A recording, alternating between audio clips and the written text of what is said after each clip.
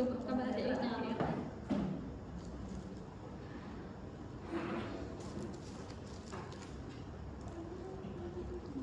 Yang terakhir ya kelompok M lah.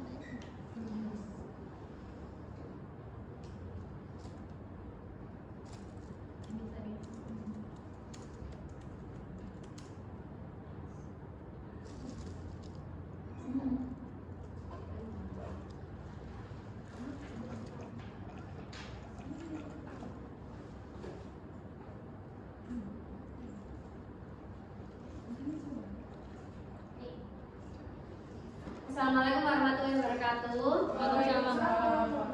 Selamat sore teman-teman semuanya. Selamat sore. Di sini saya Farah akan mempresentasikan seminar PPD untuk mata kuliah pembelajaran sosial emosional. Untuk review pengalaman belajar, kerangka kompetensi sosial dan emosional digunakan sebagai pendekatan holistik dalam pendidikan sehingga guru dapat melihat perkembangan peserta didik baik secara sebagai individu maupun sebagai anggota masyarakat.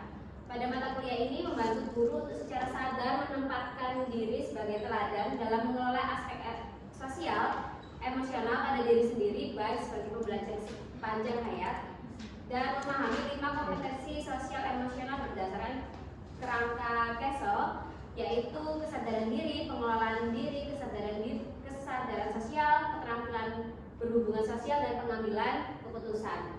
Untuk mata kuliah ini dibagi dalam 5 topik, yakni untuk topik pertama, kompetensi sosial emosional berdasarkan kerangka kolaboratif for academic, social and emotional learning atau biasa disebut sebagai KESO.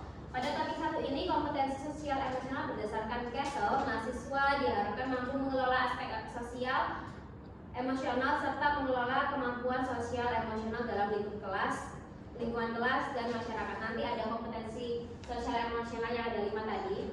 Dan juga untuk topik 2 ada peran guru sebagai teladan pembelajaran keterampilan sosial emosional atau KESO. Pada topik 2 ini peran guru sebagai teladan pembelajaran keterampilan sosial emosional, yang kita tahu bahwasanya dahulu kala guru adalah digugu dan ditiru. Namun pada saat ini guru sendiri ini tidak bisa menjadi suatu teladan bagi peserta didik. Jadi peserta didik mencari sosok teladan lain yang tidak ditemukan dalam guru, karena mungkin adanya perubahan era ataupun perubahan yang signifikan pada diri guru itu sendiri. Untuk topik 3 ada experiential learning. Mahasiswa diharapkan mampu menunjukkan kompetensi keterampilan sosial emosional berdasarkan refleksi dirinya sendiri, membuat acara pembelajaran yang sistematis, kreatif, dan reflektif, bekerja sama dan membangun jejaring dengan pihak lain seperti guru dan orang tua, bekerja dengan sistematis dan rapi secara administratif, serta menjadi contoh bagi peserta didik. Di experiential learning ini kita diminta untuk membuat suatu modul ajar yang dapat mengkaitkan experiential learning dalam modul ajar itu. Untuk topik 4, karena kita baru saja masuk ke dalam topik 4, jadi pada topik ini experiential learning untuk pembelajaran sosial emosional diharapkan mahasiswa mampu menunjukkan kompetensi keterampilan sosial emosional berdasarkan refleksi dirinya sendiri, membuat acara pembelajaran yang sistematis, kreatif, dan juga reflektif, bekerja sama dan membangun jejaring dengan pihak lain, bekerja dengan sistematis, rapi secara administrasi, menjadi contoh bagi peserta didik. Untuk topik 5 yaitu school well-being, diharapkan mahasiswa mampu membuat program pengembangan kompetensi sosial emosional peserta didik, membuat laporan lengkap yang menggambarkan proses pengembangan kompetensi sosial emosional, mengevaluasi strategi yang diterapkan, membuat keputusan sebagai guru yang independen dan berdasar pada keterampilan berpikir kritis, sistematis, kreatif, dan reflektif, mendokumentasikan, menyimpan, mengaudit, mengamankan, dan menemukan kembali data dan informasi untuk keperluan hasil kerja profesinya sebagai guru. Untuk topik 4 dan topik 5 ini elemen saya belum terbuka, jadi saya membaca dari modul mengenai apa isi dari topik 4 dan topik 5. Untuk refleksi pengalaman belajar, saya memilih topik 1 yakni kerangka KESO tadi. Saya mendapatkan banyak pembelajaran dalam menerapkan pembelajaran sosial emosional. Setiap individu wajib untuk melatih kompetensi sosial emosional. Dalam hal ini ada 5 kompetensi sosial emosional, yakni ada self awareness, lalu ada self management, responsible decision making, social awareness, dan yang terakhir adalah relationship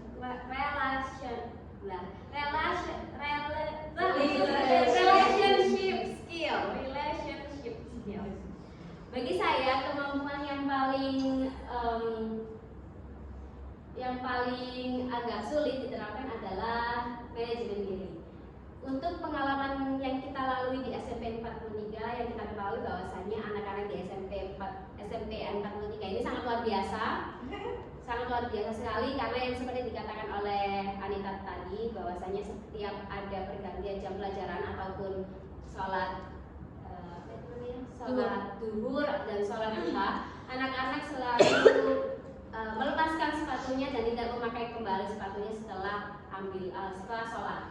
Nah, sebenarnya di SMP 43 ini memang agak rumit ya kasusnya, tapi karena saya pernah mengajar sebelumnya di salah satu SD swasta, mungkin karena di negeri ini, di sekolah negeri ini itu sangat minim sekali pendidikan karakternya ataupun menekankan attitude yang baik pada siswa. Karena dulu waktu saya di SD yang saya mengajar sebelum itu PPG, kita ditekankan untuk, karena moto dan visi dari sekolah yang saya bekerja dulu adalah growing with attitude, karena attitude itu nomor satu.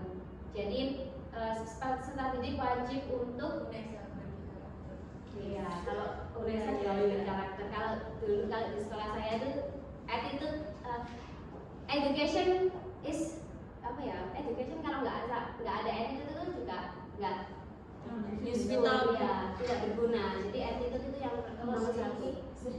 Ya, pengembangan karakternya sih yang di SMP 4. Saya cukup kaget kan sebenarnya kalau di SMP 43 ini nggak ada apa-apanya kalau dibandingkan dengan marahnya yayasan ya memang. Kalau dimarahin yayasan ini lebih masuk ke mental sih, karena dimarahin kepala yayasan, dimarahin kepala sekolah. SD swasta itu lebih kena mental daripada terjun ke SMP 43, karena dulu saya pernah dikatain tidak becus lah apalah, itu lebih sarkas sekali, lebih masuk ke hati daripada menangani anak-anak SMP 43 ini. Jadi mungkin karena saya sudah di tempat lebih dahulu di SMP di sekolah yang pernah saya ajar itu.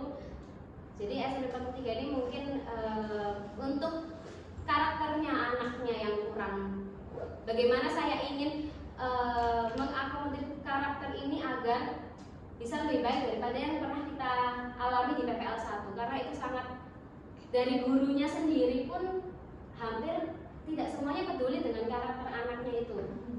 Jadi kebanyakan seperti yang dikatakan sama Anita tadi, bahwasanya banyak guru yang yaudah dijarno aja, dibiarin aja. Padahal itu seharusnya betul kata Mendikbud, harusnya sebagai guru kita harus in charge ke anak ini, bagaimana kita bisa merubah anak ini agar menjadi lebih baik daripada yang sekarang. Kalau kita jarno aja, kita biarkan aja, anak ini tidak akan bisa menjadi baik, tidak akan ada perkembangan yang signifikan pada karakternya. Karena kalau kita tidak ikut andil, siapa lagi? Karena orang tuanya pun tidak juga peduli sama anaknya. Dijarno kan di rumah, apalagi kalau di sekolah juga dijarno, sama aja, anaknya juga gak ini. Lalu ada waktu di SMP 43 ini juga saya menerapkan self management waktu menjaga UAS menjaga UAS. Ada salah satu anak itu tiba-tiba keluar dari kelas, tidak izin dulu ke saya. Sebenarnya saya tidak masalah, tapi kok tidak kembali lagi anak ini? Ya. Anak ini tidak kembali, tiba-tiba keluar kelas saja. Terus saya tunggu 15 menit, 20 menit, kok anak ini tidak kembali. Ternyata kok teman-temannya ini melihat di pintu, kayak gitu loh, kayak kode-kode di pintu. Ternyata waktu saya berdiri, kenapa sih anak ini kok teman-temannya itu melihat di pintu semua? Terus saya berdiri, lalu saya berjalan di depan pintu. Ternyata anak ini duduk di depan pintu waktu ujian. Lalu saya dekati anak ini, saya bilang, kamu ngapain di sini? Gitu. nggak ada sinyal Miss. Terus kalau nggak ada sinyal harus duduk di depan pintu gitu. Lalu dia tidak menjawab saya, memang hanya diam saja. Lalu setelah itu saya, kamu mau masuk? Aku gimana? Anak ini pertama tidak mau menjawab, akhirnya dia masuk. Sebenarnya di dalam hati saya ingin memarahi dia memang. Kamu kenapa tidak izin saya gitu kan? Saya ingin sekali bilang gitu tapi pengen sekali bilang, kenapa tadi nggak izin? Kenapa kok duduk di sini? Karena nanti kalau ada guru lewat kan saya yang dimarahin. Saya pengen bilang itu tapi yang keluar malah kamu kenapa duduk di sini gitu. Tapi dengan mungkin nadanya juga sudah berbeda, nadanya juga sudah agak berat gitu, nada-nada agak marah. Jadi dia akhirnya masuk ke kelas dan saya akhirnya berdiri di depan pintu sambil melihati dia, melihat matanya karena waktu dulu karena saya mengajar anak kecil-kecil ya, dulu di sekolah saya itu mengajar anak PAUD, jadi saya tatap matanya. Apakah dia berani melihat saya? Ternyata dia nggak berani melihat saya, dia menunduk aja. Jadi kan dia sadar kalau dia salah seharusnya. Lalu untuk relasi responsible decision making, pengambilan keputusan yang bertanggung jawab, yaitu tadi bagaimana kita bisa mengambil keputusan agar tidak marah-marah kepada siswa. Lebih baik kita menggunakan afirmasi kalimat yang positif, tidak negatif. Misalnya kita tidak marah-marah kepada anak yang tengil ini tadi. Jadi kita rubah menanyakan apa, langsung mungkin dia akan sadar dengan sendirinya. Untuk artefak analisis pembelajaran, ini ada salah satu PowerPoint yang kami buat untuk topik 1 yang Pak Butet itu seorang guru baru di salah satu sekolah yang disiram air oleh muridnya, ya. Pak Butet.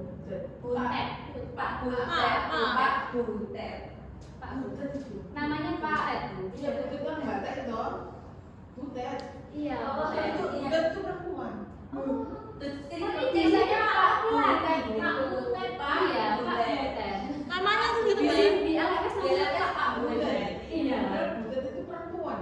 Perempuan Batak ya. Berarti kalau Bu Butet, bubut.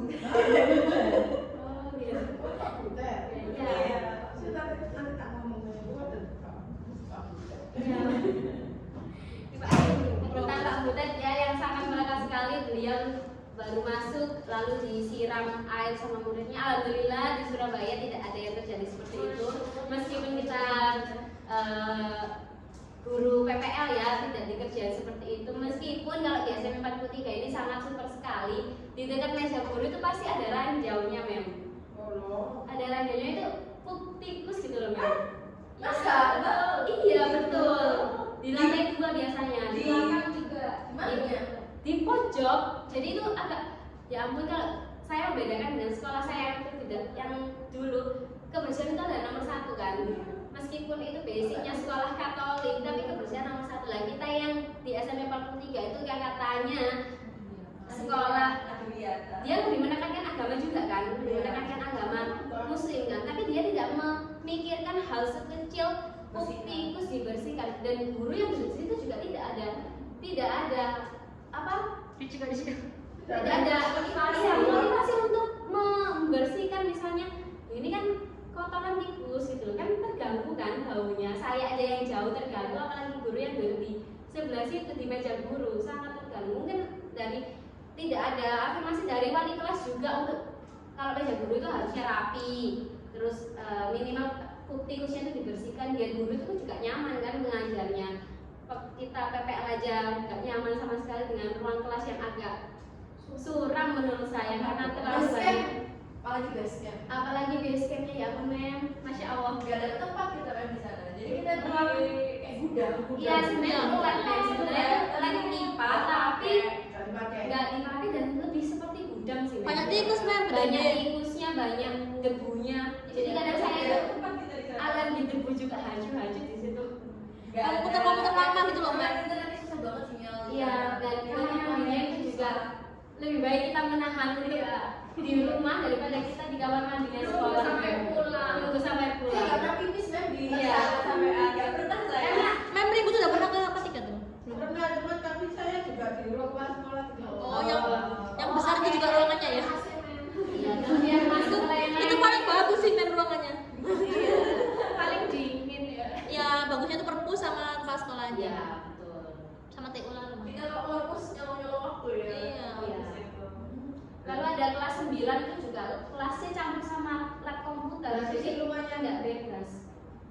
Dihargai di SMK 8. Oh iya, Mas mau kapan Iya. sama? Kalau ini kan belum pernah SMA. Sebenarnya ya, walaupun tidak ada bagus-bagus amat, Iya. anaknya ya bagus-bagus itu ya maklum kan SMK kan ya. Tapi biasanya guru pakumnya itu ya lumayan kok ruangannya di depan. Yang Oh. biasanya dipakai untuk terima tamu itu. Sebenarnya mungkin kalau gurunya juga nggak rekomen bela kita, tapi Karena nggak ada tertutup tempat, mem. mungkin, Mem. Orang guru aja Jadi ada tikusnya mem. di Orang guru itu ada mana-mana. tikusnya warna wiri gitu.